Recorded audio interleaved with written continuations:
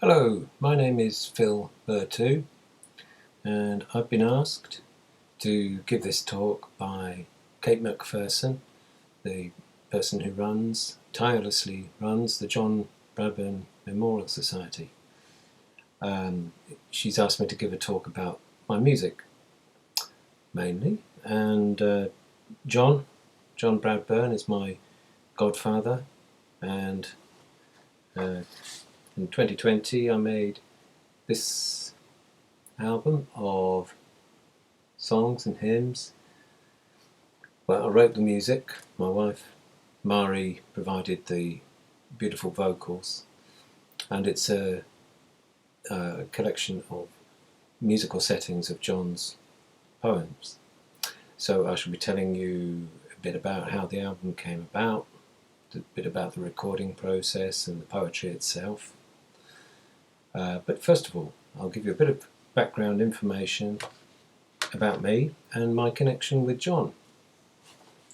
So, I was born in Harare, Zimbabwe in 1966, or Salisbury, Rhodesia, as it was known then. My parents' families, they were both English families, they moved out to Zimbabwe in the late 40s along with a lot of other people who made that move, England to Zimbabwe around then. And my father, Patrick, he spent time working in the government, in the Treasury, and he was also the editor of The Shield magazine, which was a magazine for the Catholic community in Zimbabwe, The Shield. And my mother remembers back then visits to Silvera House, where John was, at the Chishawasha mission, where they would have met John. John had arrived in Africa earlier on in the 60s. Incidentally, I mean, I'm guessing that you're watching this, if you're watching this, you probably know a bit about John and his extraordinary life. If not, I would thoroughly recommend looking on the Memorial Society website, and there's biographical details there and a lot of information, plus a shop with loads of great books, particularly two really, really good biographies of John. So that would be the place to find out more. I'm not really going to give a detailed account of John's life here, but I would just point out that he arrived in Africa. You know, John was an Englishman from Cumbria originally, and most of his life was really spent as a restless wanderer. And he went in his search for God. He went to all sorts of places: Italy, Belgium, Israel, around England. Spent time in Devon and Norfolk, and it was in the 60s that he wrote to his good friend, a friend from his time during the war, Father John Dove, who incidentally wrote the first of the biographies. And John, just restless, wondering, where to go next, wrote to his friend and said, "Does there happen to be a cave somewhere in Africa where I could pray?" And so Father John Dove invited him out to Africa. The cave didn't happen, but Mutemwa did, and there's a lot about that in on the website, in the biographies. That's where John ended up and spent the last 10 years of his life devoting his life to the care of the people suffering from leprosy there. And he ended up giving his life and for them. And he cared for them, he washed them, he made sure they had their food and their medicines, and he brought love and acceptance, and they loved him back. And he found his home there after wandering a lot. Anyway, before he went to Matemwa, he was at Silvera House doing helping out in various different ways, and that's where my parents met him, mid 1960s, I think. 64, 65, something like that. So John got talking to my father about the Shield magazine, the Catholic magazine, and offered to do proofreading for it.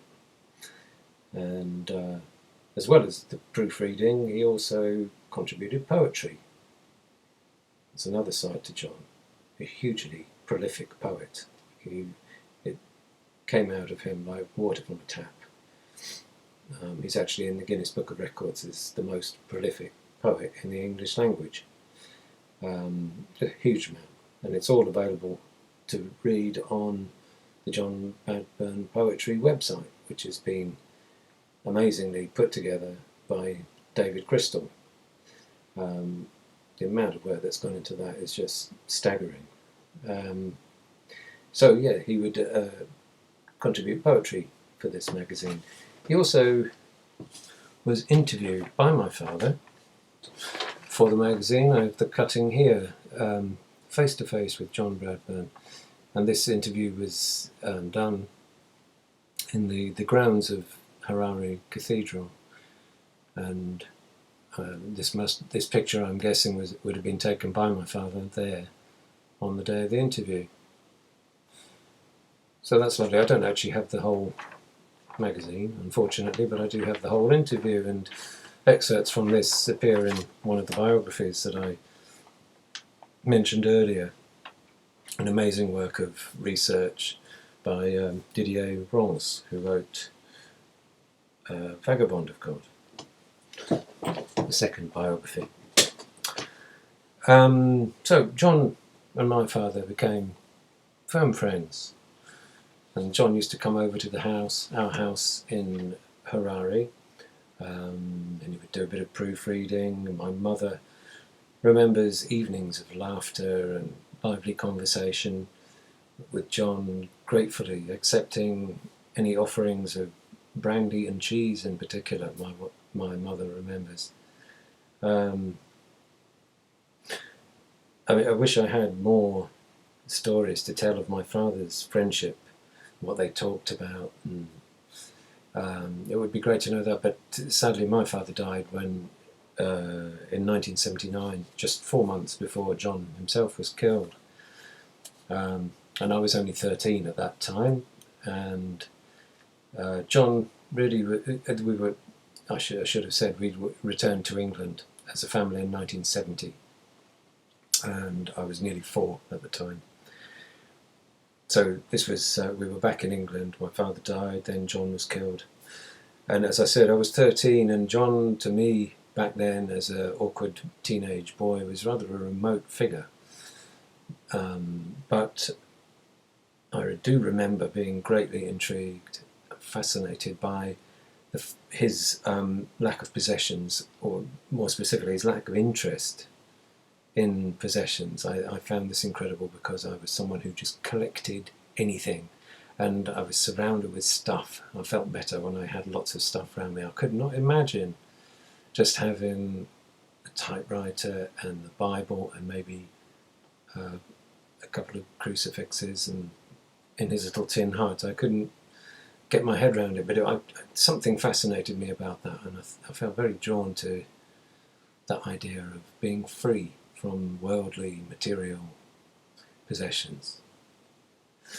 So, going back a little bit again, I was born in 1966, and my parents asked John to be my godfather, which was something he gladly agreed to. And I have here a lovely photo of my baptism day. Oh, I've got my finger on the wrong side there. There's John. And that's my father there. And my mother hiding in the background there. She never was that keen on having her photo taken. And here, you might recognise, that's me, slightly different. Similar hairstyle, but I dress slightly differently these days. So, there we are, that's the day. I was about 10 days old there. After my birth, yes, and when I was a little baby, a little toddler, I suppose, John still came and visited, and it was a bit of a drive, a bit of a journey from Silvera House to our house in Harare. So he would stay the night when he came over to visit, and he was put up on a mattress in my nursery, on the floor in my nursery. Obviously I don't remember this, but I've been told this. And in a letter from around this time, John mentions waking up in this nursery and watching me waking up, slowly coming to in the morning, blinking in the bright morning light, and he mentions the Beatrix Potter characters that decorated my wallpaper in my nursery. And of course the letter is written all in verse as well, just like most of his other letters. So, as I say, I was pretty young when we left Africa and came back to England, so unfortunately I have no actual recollection of John myself. I've got very sketchy memories of Africa in general, really, just some of the exotic things in the garden. I remember having a chameleon pointed out to me in the garden, and a couple of things about the house, and a yappy little dog we had that I was terrified of. That stuck in my mind.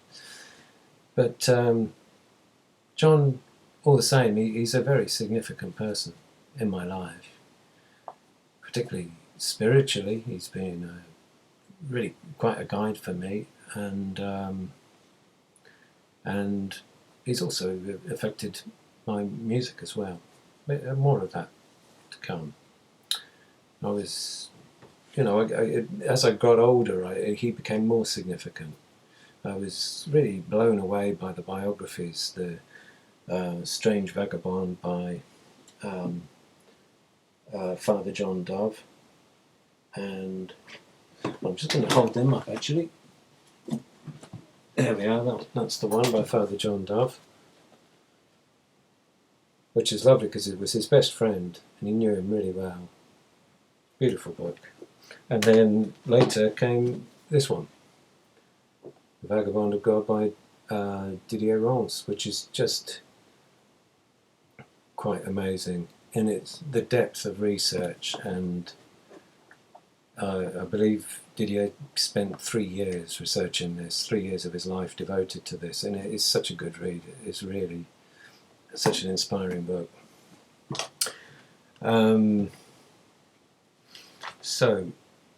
These books just blew me away, and they helped me get to know John better, and I felt very close to him, really. So, moving forward now, a few years to 1980, and I began what was to become my lifelong obsession with music, which would lead me to where I am now, which is basically spend my time writing music, teaching, performing, and I also write music instruction books for guitar, fiddle and mandolin, which are my instruments. So back then in 1980 I was 14 and I really threw myself into teaching myself the guitar.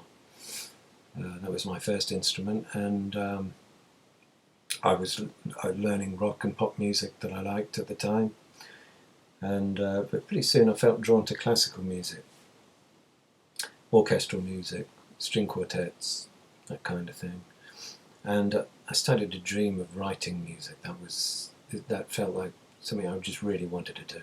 I really loved the idea of that, and so I taught myself to read music by going to my local library and taking out from their great selection of LPs and scores. I would take out 4 or 5 LPs, different pieces, symphonies, concertos, quartets, whatever, and I would get the corresponding score, get them home, put them on and start following. That's where it all started. So it was it felt like a very natural way of learning to read music, really. So right from the start I learnt to connect up the sounds with the dots. You know, it was very naturally connected up. So soon after that I became very involved in folk music. I took up the fiddle and got really into that. Yeah, mainly Irish music at the start, but I've played all sorts of different styles, but mainly in the traditional style. And the mandolin too, which is a bit like a stepping stone between the violin and the guitar. It's played like a guitar, it's strummed and it's plucked with a plectrum, but that's the right hand is the same, but the left hand is, the strings are tuned the same as a violin. So sort of a halfway house between violin and guitar. I've realised that I've been using the words fiddle and violin rather a lot here. It's probably a question I get asked most often when I'm out playing is, what is the difference between a fiddle and a violin?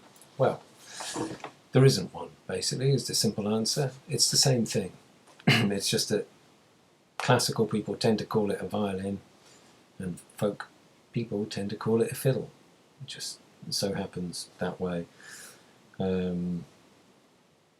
It's the same thing. So a classical player would play something on their violin, pass it to a folk player, and they would call it a fiddle. It's the same, physically the same instrument.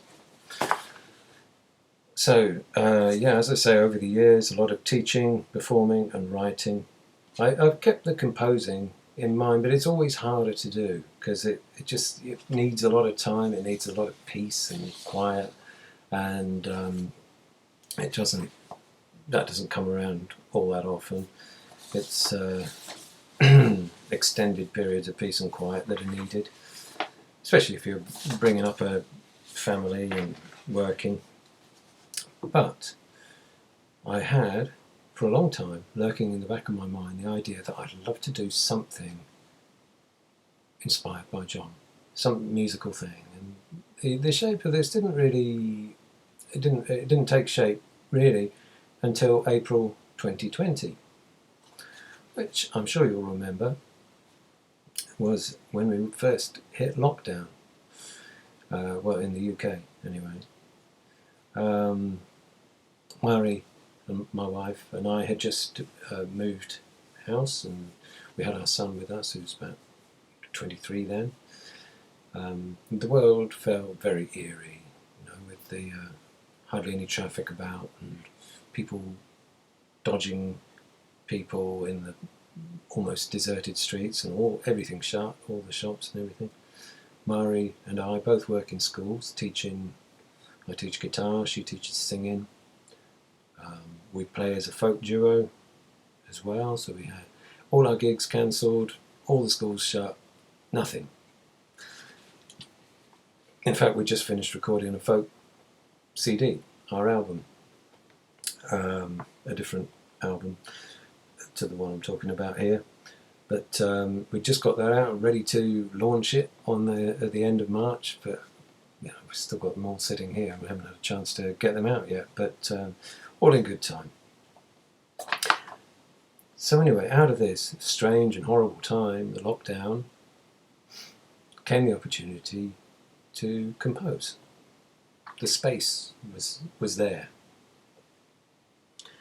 So I decided now was the time to set some of John's poetry to music. That felt like the right thing to do. It felt exactly what I needed to do.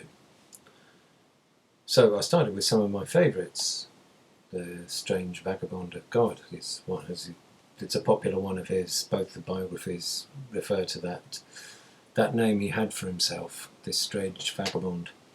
So that one is a really beautiful poem, and the Sacred Heart of Jesus, the Thought Expressed, lovely poems. And now I'm going to give you a little break from my voice and play you an excerpt from the album. And this is Strange Vagabond.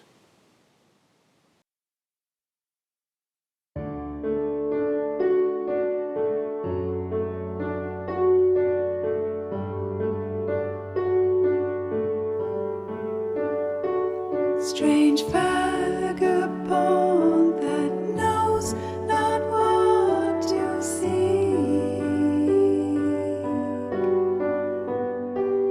The rest you lack lies not this far afield. Much babel tumult makes your hearing weak, and all replete with signs your eyes are sealed.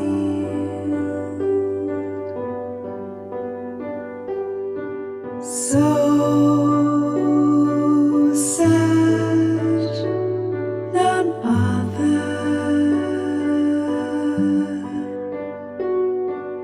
nevermore depart.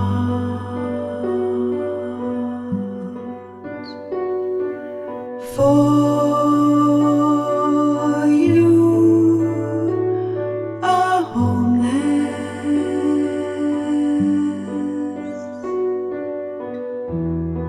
Save God keeps your heart. Far out you've strayed to find your inmost soul, but souls their eloquence in stillness find.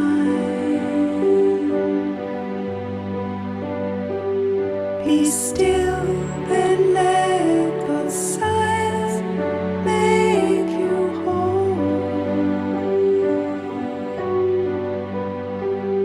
For He alone can calm your troubled mind.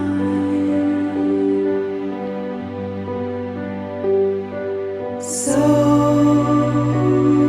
search none other, nevermore depart.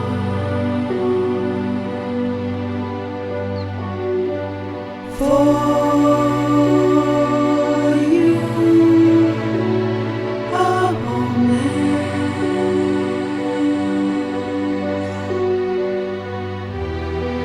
Save God keeps your heart. Your heart's desire is nearest, though unseen. Your haven of perfection close at hand,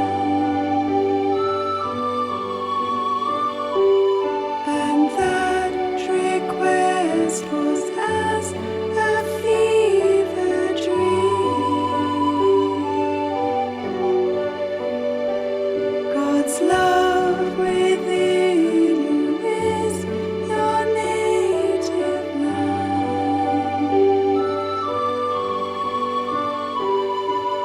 So search none other,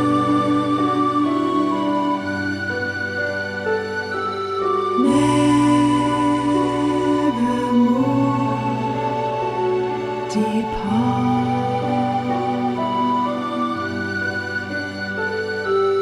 For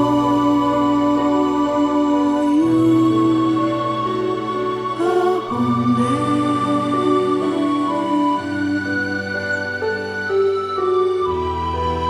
Save God keeps your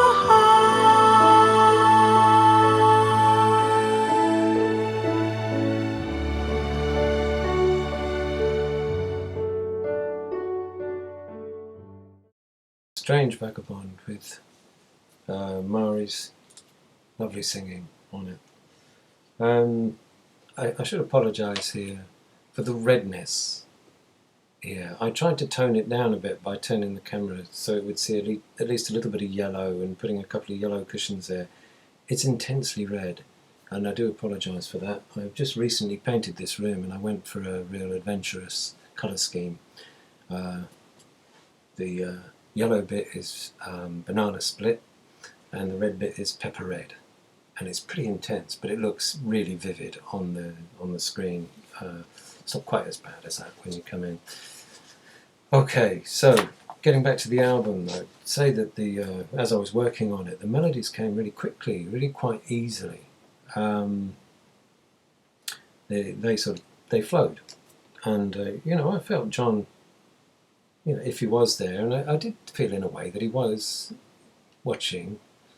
I feel he would just be delighted with this. His poems that he wrote through his life, or typed on his typewriter, or wrote out, and being set to music by his little godson, Philip John, as he called me. My middle name's John, named after him, named after John Bradburne.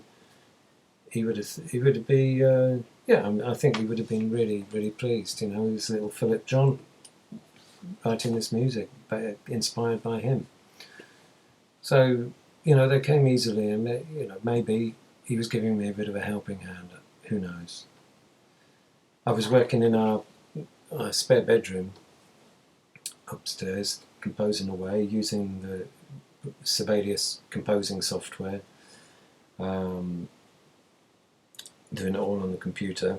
In the next room, our son Louis, he was also writing music, but for his master's in music course that he was doing, and he was having online lectures for that and writing music, so he was doing that. Downstairs, Mari was learning the melodies and the words for the music I was writing. So it just felt like we were shut in this little cocoon, creative cocoon during this lockdown, and venturing out to Tesco's occasionally, or for our 1 hour's exercise, one exercise session a day as it was back then. So I started looking for some more poems, and I went to started trawling through the website that I mentioned before, put together by the brilliant David Crystal, and it's all there. Everything that we know of by John is there for everyone to see. So I found some lesser known gems there on that website. I also had at my disposal this rather wonderful book here. You see that? Popular exercise book to Pat Berthoud, that's my dad. His friends called him Pat. Patrick. And this exercise book is it's got loads of handwritten poems in it, and it's got some funny little pictures in there as well, which John must have found, I don't know, lying around, magazines lying around maybe. A picture would take his fancy, maybe tie in with what he was writing. There's one there, a very English looking scene, perhaps reminding him of England, slightly like Devon maybe. And this lovely book was sent to us, sent to my dad after we'd come back to England, so some point in the 70s. I can't date it any more precisely than that. So from this book I chose the poem. This is also on the website. This has been through David Crystal's hands, and he's scanned them and typed them up, and they're all available to see on the website. So I chose one of the ones from there, and that was Contemplo, and I'm going to play you that one as well. A temple, Lord, a temple true, are you in me? Am I in you?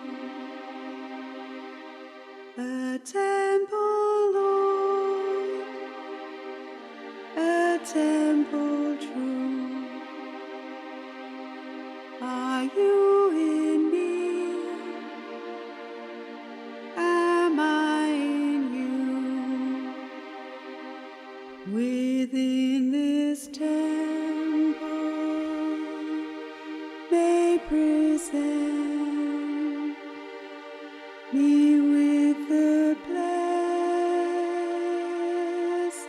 sacrament, the mother of us both, and she herself the fain, most fair and free, of Father, Son, and Holy Ghost, hostess elect of Christ mine host.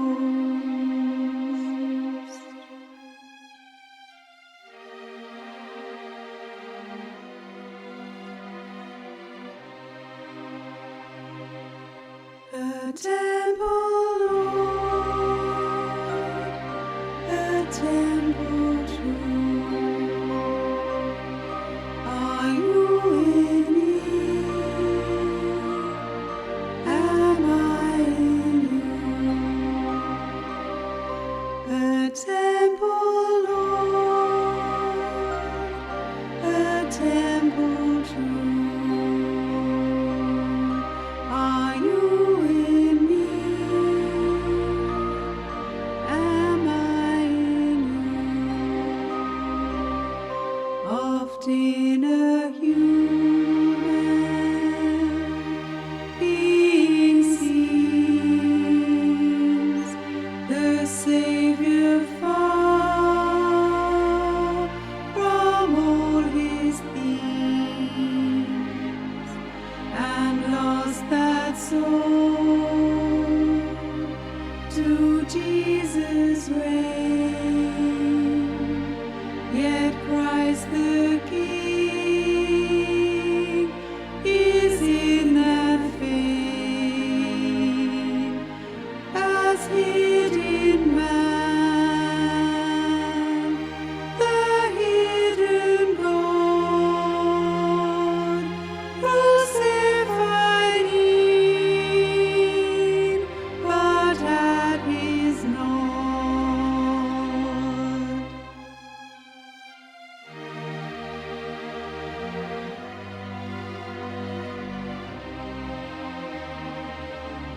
Who is the Lord of Lord our King? Rises the sun, there shines fair spring. A temple, Lord, a temple true. Are you in me? Am I in you?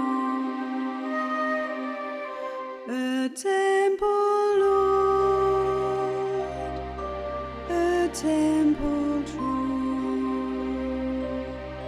Are you in me?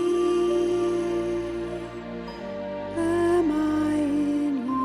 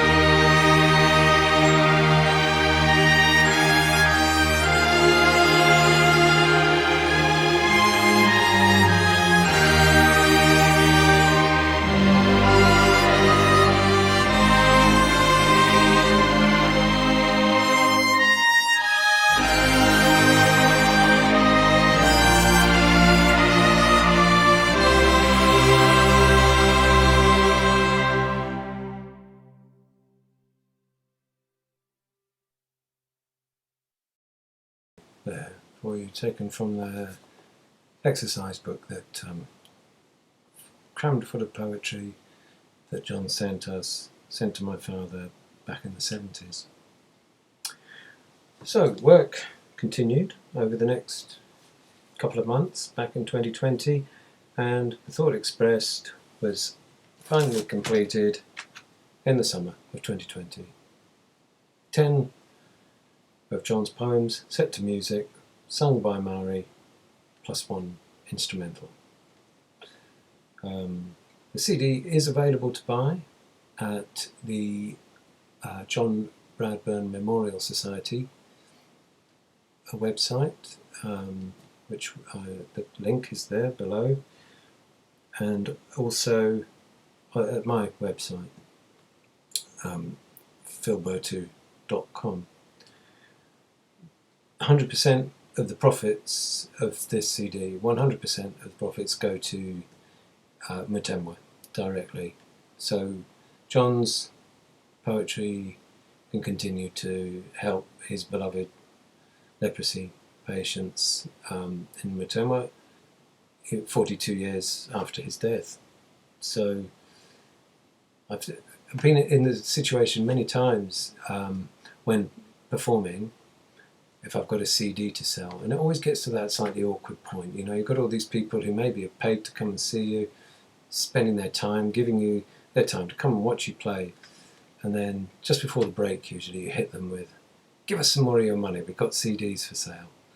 And it's always a little bit embarrassing. You see musicians are often not very good at selling themselves. And it's an embarrassing moment, but I don't feel that with this, because I'm not actually financially gaining from this, and it's all for Mutemwa, so it's a really good cause. So go out and buy it. I mean, click on it and buy it from the Memorial Society or my website. Help the leprosy patients and enjoy some of John's poetry set to music. So moving on a year now to 2021, last year, we had the centenary of John's birth. This was celebrated in various different ways. There were some amazing things happening in Mutemwa. There was 100 days of poetry, which was 100 of John's poems read, one a day by a different person each time, for the 100 days leading up to his 100th birthday. That was rather special. There was also a concert, centenary concert in Manchester, for which Kate, who I mentioned earlier, Kate McPherson, she commissioned several composers, including myself, to write pieces inspired by John. The concert was great. It was a really beautiful event. There was all sorts of music. There was choral music, there was harp, there was singer-songwriters, there was the Zimbabwean Choir of England and Wales, amazing, poetry readings, talks by David Crystal and the Bishop of Lancaster. There was also the brilliant Didsbury String Quartet, and I wrote a couple of pieces for them. And here is an arrangement for string quartet of one of the tracks from the album, To Thee We Tread, and this one's got a slightly more African feel to it. Hope you enjoy it.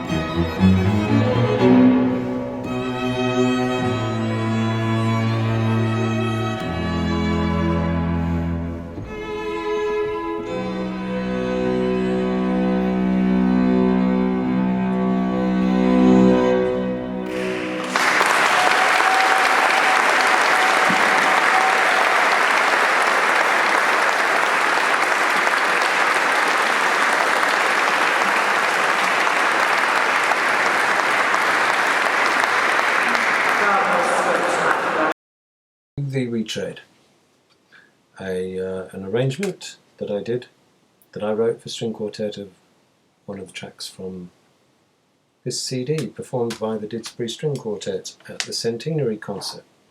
And the entire concert can actually be watched on YouTube as well. So that's a real treat. So I now tell you about another project which I'm working on. This one is going to draw a bit more on my folk experience, so it's going to have a bit more fiddle, mandolin, acoustic guitar. It's also inspired by John's life, and the working title I have for it is In the Footsteps of the Vagabond.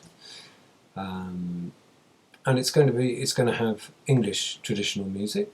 He was from England, he was very much an Englishman, and the parts of England that were, where he spent his time. So where he was from, Cumbria, where he grew up, as well, was in Norfolk, and then he spent a lot of time in Devon as well. And so there'll be traditional material from those parts of England, as well as more Zimbabwean inspired music.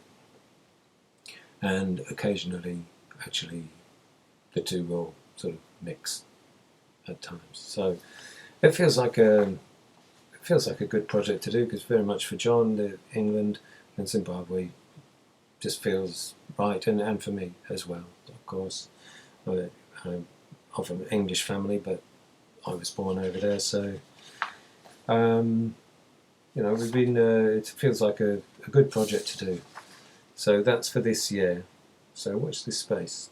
It'll be a similar. The proceeds will go to Matemwa. It's also going to be a bit of a family effort. As I said, I'll be playing fiddle, guitar and mandolin on it. My wife Mari, she'll be doing a bit of singing on it, and I'm going to get her to play the recorder as well. John was a very keen recorder player, so it would be great to have some of that on there. Louis, our son, is a very talented young drummer and percussionist, so I'm going to get him to put some African rhythms down on percussion. And our daughter, Rihanna, who is finishing her third year, just coming up to finishing her degree in illustration at Falmouth, will be providing some illustrations. So it's going to be a real family effort. I'm really excited about doing that this year. So I'd like to finish by thanking Kate for asking me to do this talk, and to thank you all for listening, and in particular to thank John for your inspiration, how you've affected my life both spiritually and also my musical life, giving it more of a sense of direction. So thank you for that. And I will end now with one more selection from the album. This one is called The Sacred Heart of Jesus. Thank you for listening.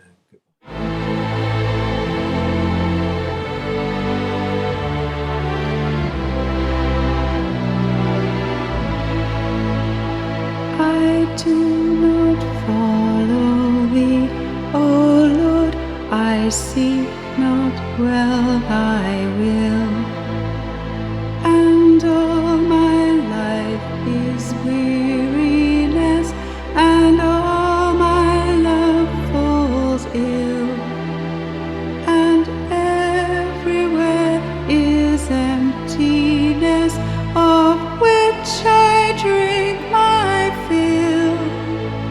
I do not follow thee, O Lord, but thou dost find me still.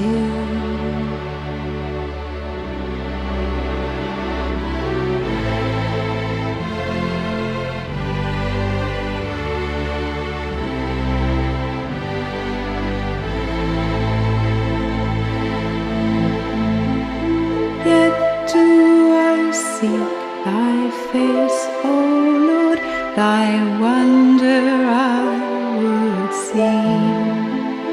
The maker of all loveliness, all beautiful must be.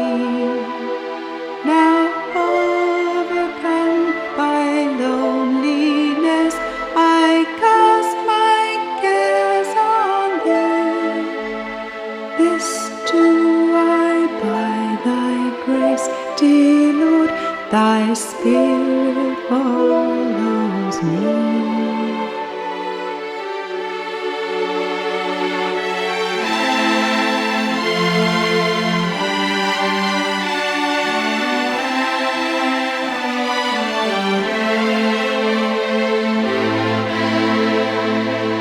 The Sacred Heart of Jesus Christ so loved the souls of men, that kneeling in Gethsemane, he wept in